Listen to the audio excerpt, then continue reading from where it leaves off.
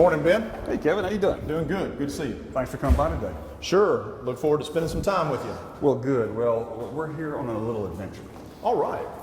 We are trying to explain to the public, the school board candidates, and just sort of who they are and what their interest is and what they believe in, because so many of them are just not really known to the community. I understand that. I think this is a great service you're providing the voters. So you're okay with some tough questions? Oh, absolutely. Absolutely. Look forward to it. Position one, okay. So, how did you decide to run for the school board? You know, Ben, that's a great question, because whenever people talk about election time, it's easy to say, I'm considering running for something, but it's much more difficult once you decide to. But this issue of our own municipal school system is one that is so important to our community that I sat, reflected on it, and decided that this town has done so much for me that I really needed to get involved on this one. And when you decided and told your wife or friends, what did they say, or what did they think of your motivation is? They said you must be doing this because of why? I can't tell you all the responses that I got from my friends. Some wanting to know why I was doing it, and when I explained to them my passion to give back to the community, one that's given me so much, and the school systems are something that the school system and schools have done so much for my family. My wife's a graduate of Collierville High School. My two children, well, one child is a graduate of Collierville High School. My son will be graduating this spring. And they've attended Collierville Public Schools their entire academic career, and they've given us a lot. So the other thing that this is an opportunity for our community to differentiate itself in the Mid-South region.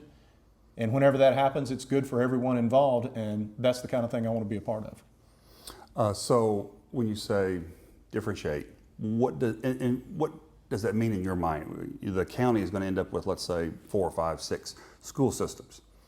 What would be the difference in your mind right now, before having a board meeting, but what would you see as being the vision for the Collierville schools? How would it be different from Germantown or Collierville or Arlington or any others? Great question. The Collierville community has always embraced our schools, going back to when the Collierville Education Foundation was formed out of a teacher appreciation luncheon that was given by the realtors, because the Collierville school system drove the growth of our community for many, many years.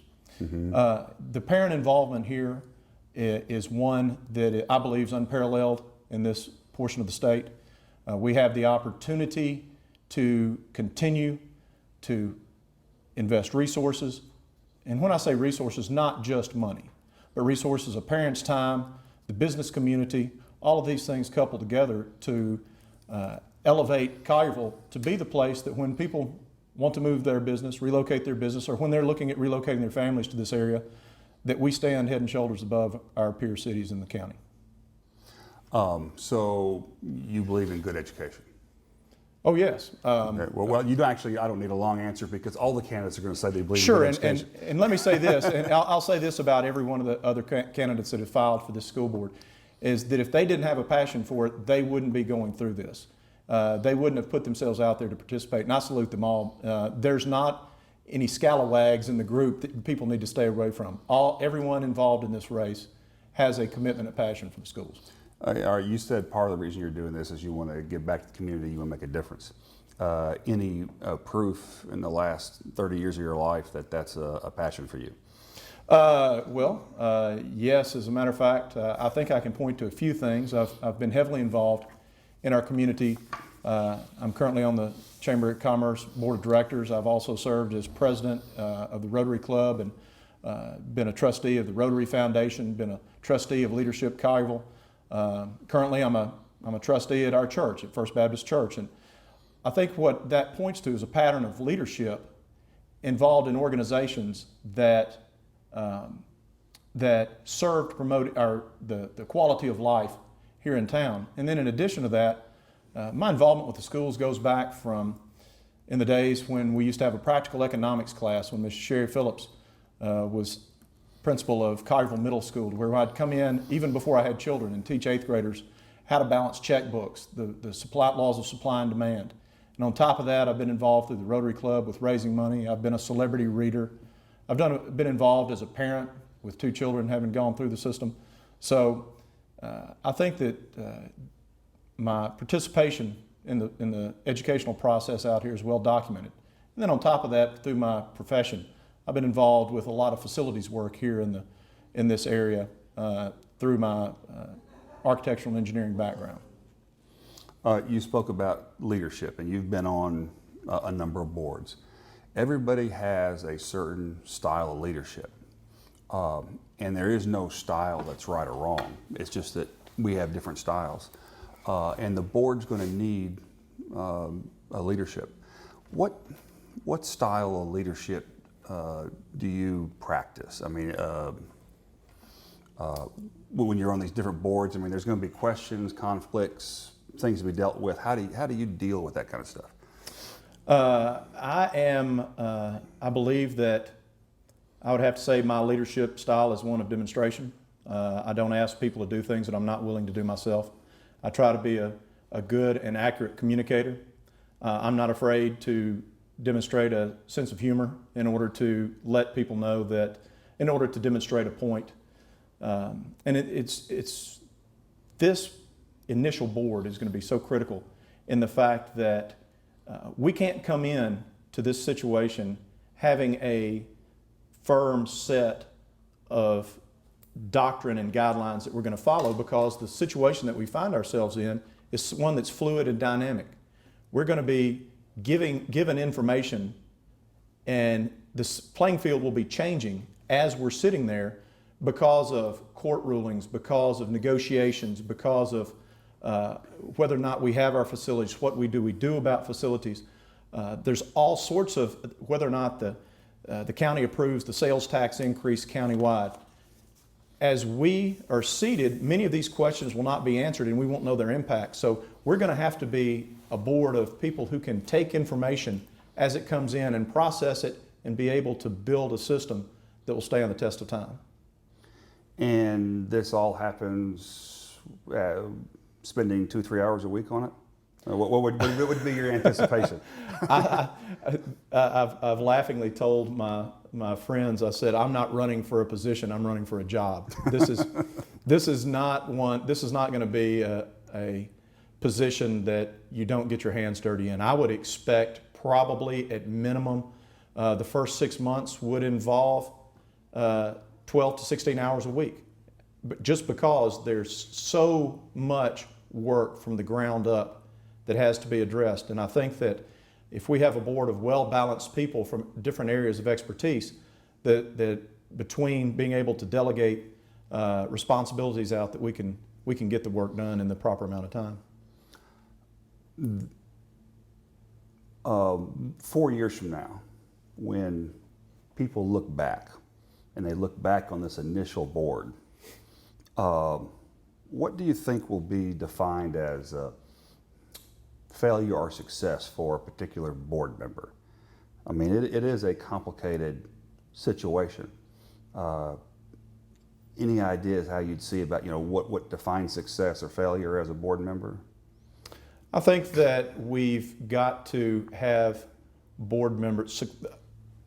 I would look at this as being a team aspect. I think that this first board is going to be judged collaboratively. I think that in collectively as a group, probably more so than as individuals. I think that what people will look back and look for to say, it has been a very tumultuous time, but that our board has been stable. They have been able to enact policies and procedures that have reassured parents that we don't want to be just in the top 500 high schools. We want to be in the top 200 high schools in America. That they believe that their children are being educated in a safe and secure environment, and that our eye has never been taken off that ball. You've got some history with the schools here in Collierville. Did you say you went to this school? No, okay. I didn't attend. I am a proud graduate of Bolivar Central High School, Bolivar, Tennessee. class of '80. But my wife graduated from this old historic building, and my two children attended middle school here. Okay. Just off the cuff, if you had to think about a change that you'd like to see just in the way the schools are operated compared to the way that Shelby County's operated, any pet peeves or just anything where you'd say, make the lunchroom food better or what? Shorter hours and more recess. I'll give the kids answers. If the kids could vote, they'd vote for that. No, I think that what I would like to see done is that the Shelby County schools has to be homogeneous to treat areas of our county that are vastly different. Different demographics, different industrial and workforces, what the expectation of the school will provide, and what I would like to see done with our municipal school system. This is our chance to try to elevate ourselves to meet the demands of our citizenry and what we consider the future to be for our children that come from this area. I don't think that our school board needs to differentiate itself any from the overall values of the community. The things that our town holds dear, that's what we should instill in our school system. And being part of a smaller system will allow us to develop policies that will help us to accomplish that. Let's say that there's a family in the neighborhood, a friend of yours, and they come to you and say, little Johnny's just really mad at his teacher today. His teacher's just not very good. Little Johnny goes to the third grade. Now, that citizen is expecting you to do something. What do you do in that kind of situation? Well, first, reassure them that, first investigate, because sometimes parents are unaware what little Johnny's up to during the day. But first you have to investigate. Next is as a school board member, you can't go intervening in everyone's problem that they have in a particular day at school. If you did, that's what you'd be doing all day. You'd be the troubleshooter for every family. What we've got to do is make sure that we hire the proper administrators and teachers going into this process, that we feel comfortable that we can allow that parent to have a voice and voice their concerns in that administration to where they can investigate and find out to see exactly what they can do to either make sure that their concerns about a teacher are being addressed, or that their child's problem is being addressed, and however it may need to be. You brought up a great issue about the school superintendent. How's that decision going to get made? I mean, that's one of the more critical decisions that the initial board's going to make. I'm assuming there's going to be 3 or 4 candidates. They're all going to be well qualified, but there'll be some difference between them. You got any thoughts about what's important to you in the school superintendent? I hate to sound like a broken record, but it needs to be someone who understands the values of our community. It needs to be, that's why the appropriate answer in this is we're going to begin a nationwide search that allows us to bring in the most talented administrator we can find. I think we do have an open application process for that. However, I'm not afraid to sit here and tell you that there are several people that know this community very well, that know our students, knows what the parents expect from our students, and would be tremendous administrators to lead our system forward. And I think that, again, that will be a process that unfolds as we move further into this process. To me, that's one of the things that is critical about this first board, is we have to have people.